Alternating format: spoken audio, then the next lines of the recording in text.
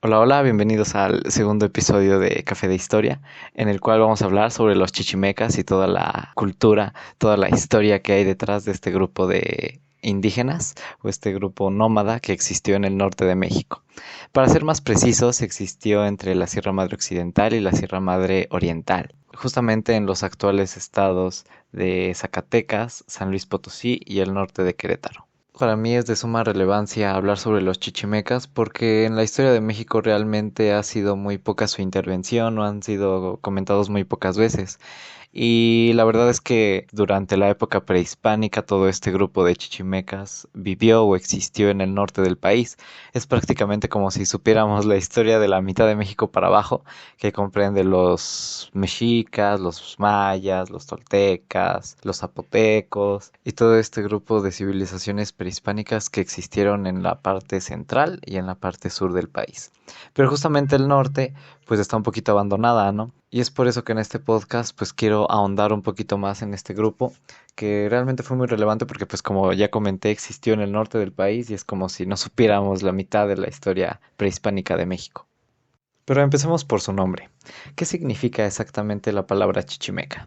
Bueno, esta palabra fue justamente creada por los nativos que ya existían aquí en el continente americano.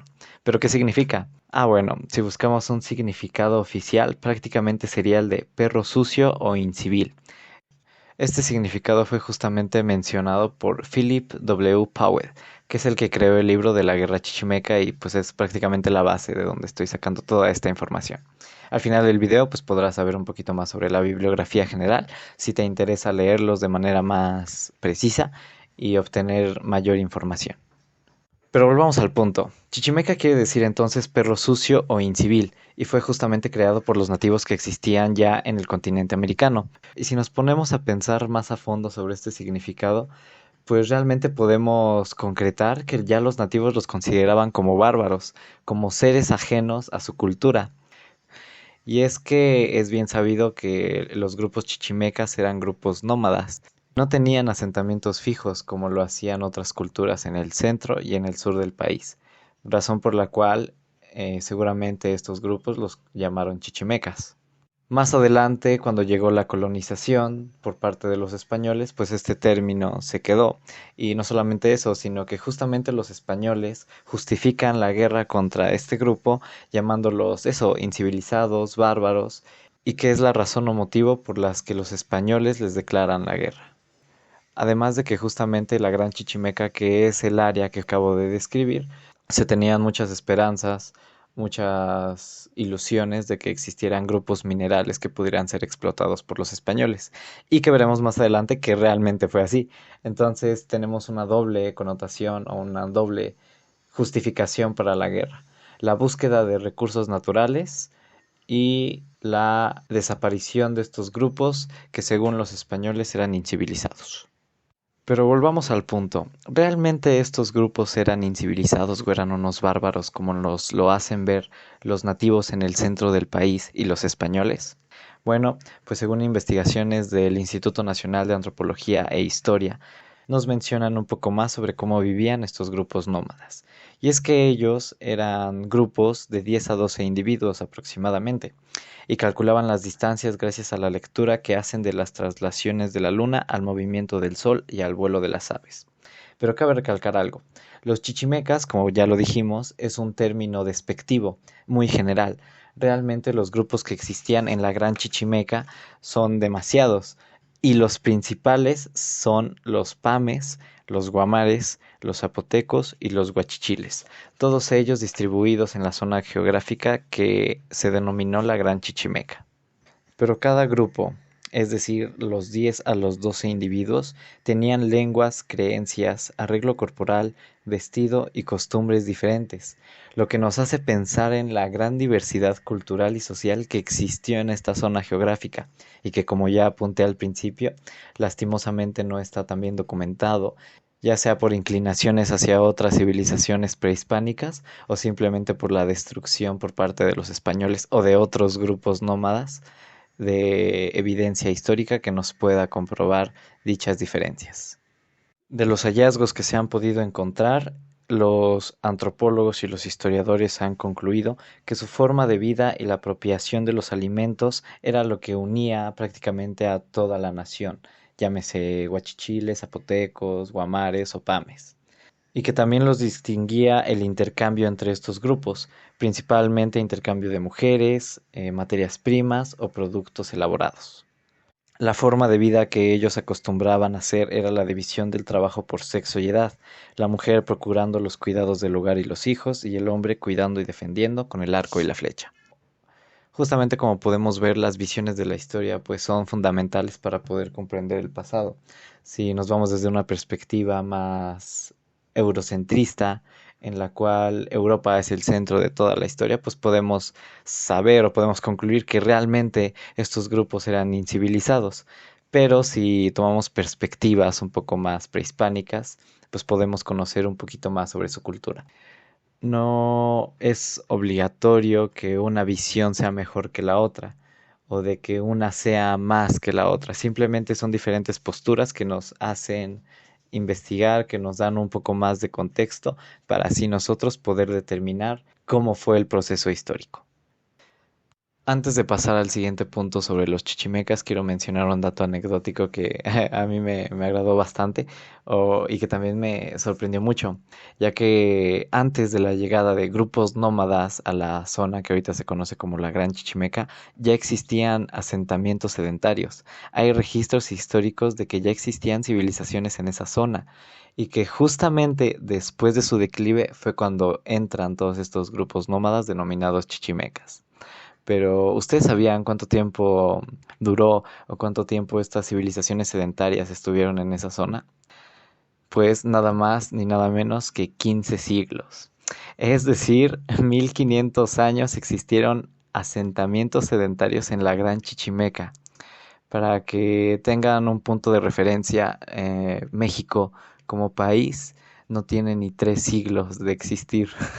Entonces resulta muy impresionante saber que durante 15 siglos existieron civilizaciones en esa zona y que lastimosamente por la cantidad de tiempo que ha transcurrido y por la destrucción de algunos de los objetos con los cuales contaban, pues no tenemos suficiente información para saber cómo vivían o qué tipo de sociedad construyeron.